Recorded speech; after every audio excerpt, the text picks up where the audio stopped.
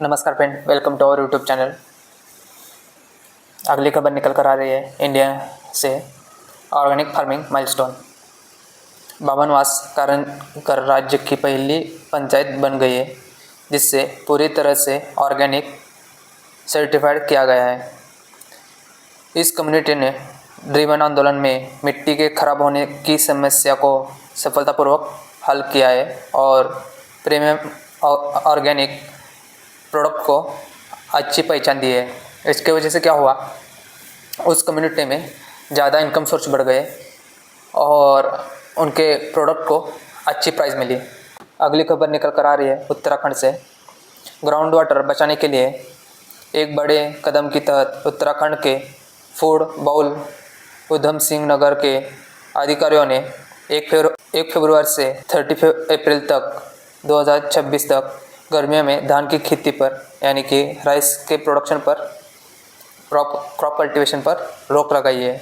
इससे लगभग 15,000 किसान प्रभावित होंगे और इसका मकसद है पिछले एक दशक में ग्राउंड वाटर लेवल में हुई 70 फीट की यानी 70 फीट की गिरावट को रोकना है। अगली खबर निकल कर आ रही है हरियाणा से। Zero burn road map.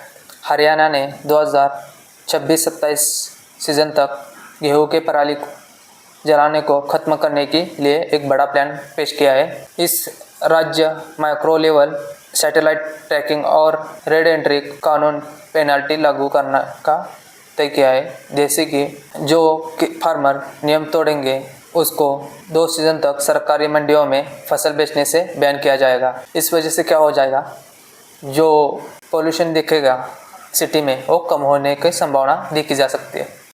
अगली खबर निकल कर आ रही है टेक्नोलॉजी के बारे में, ड्रोन इनोवेशन के बारे में। Final phase NIDAR नीडर 2026 national innovation challenge for drone application and research currently greater Noida में चल रहा है। इसमें तकरीबन 3,500 से ज़्यादा स्टूडेंट ने पार्टिसिपेट किया है और इसमें ड्रोन टेस्टिंग भी हो चुकी है। खासकर फसल की सेहत और आकलन और ऑटोमेटिक नेविगेशन के लिए इस्तेमाल हो जाएगा। ड्रोन इनोवेशन के कारण जो हम स्प्रेइंग करते हैं क्रॉप में, उसका टाइम रिक्वायरमेंट कम हो जाएगा और ज़्यादा वेट कैपेसिटी उठाने की क्षमता ड्रोन में बढ़ेगी। इसके वजह से ड्रोन इनोवेशन ज़रूरी है। अगली खबर निकल कर आ रही है तेलंगाना से। University scandal.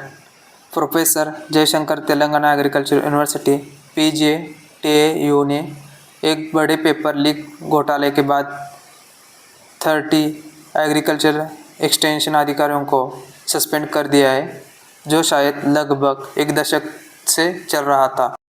अगली खबर global market and policy update. Global forum for food and agriculture GFFA 14 January Berlin में दुनिया भर के नेता एग्रीकल्चर में पानी पर फोकस करने के लिए इकट्ठा होने वाले हैं। इस समिट का सब्जेक्ट पानी सस्टेनेबल और इस्तेमाल इंटरनेशनल वाटर गवर्नेंस को मजबूत करना है। इसके वजह से क्या होगा, कम पानियों में ज़्यादा के उत्पादन कैसे निकाले, इसके बारे में डिस्कशन होने वाला है। Supply forecast. Latest USDA report से पता चला है कि ब्राज़ील और रसिया में प्रोडक्शन बढ़ाने के कारण मक्का और सोयाबीन के लिए मंदी का ट्रेड है। हालांकि भारत के रिकॉर्ड चावल के फसल से ग्लोबल राइस की कीमतों में गिरावट और बढ़ोतरी की उम्मीद है। अगली खबर निकल कर आ रही है अमेरिका से।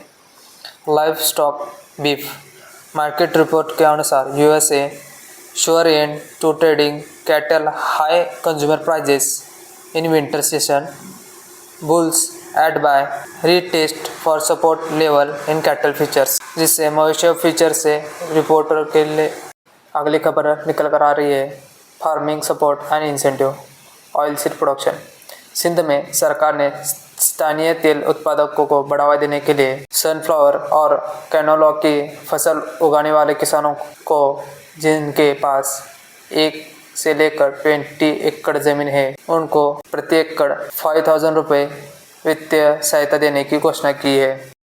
अगली खबर निकल कर आ रही है हरियाणा से। Soil health focus. हरियाणा कृषि मंत्री ने अधिकारियों को निर्देशन दिया है कि सॉइल हेल्थ कार्ड सिर्फ एक औपचारिकता न होकर किसानों को सही वैज्ञानिक सलाह दे और लगातार कम करने के लिए संतुलित खाद के इस्तेमाल पर जोर दीजिए, जिसकी वजह से जो हरियाणा में सॉइल एसिडिटी यानी कि सॉइल में क्षारता बढ़ रही है उसको कंट्रोल करने के लिए ये पॉलिसी लाई है। इसके वजह से एग्रीकल्चर सेक्टर में जो किसान ज़्यादा पैमाने में फर्टिलाइज़र यूज़ करते हैं उसको कंट्रोल में ला सकते हैं और ऑर्गेनिक कार्बन बढ़ा सकते हैं। Cold wave alert. Haryana, Rajasthan, Gurugram में कड़ाके की ठंडी और तापमान शून्य होने के कारण सूखी घास और मौसमी फसलों को पाले से नुकसान होने का खतरा है। किसानों को सलाह है कि सर्दियों में नाजुक फसलों को सुरक्षा करें।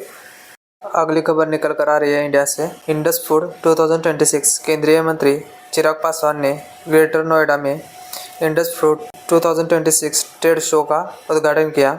इस कृषि निर्यात में इनोवेशन को बढ़ावा देने के लिए एक नया स्टार्टअप लॉन्च भारतीय किया गया है। इसका ड्रीम है कि एग्रीकल्चर एक्सपोर्ट जितना ज़्यादा हो सके और एग्रीकल्चर इकोनॉमी में बूस्ट हो सके, इसके लिए इसका आयोजन किया गया था। Policy, seed and economy. Odisha से निकल कर आ रही है।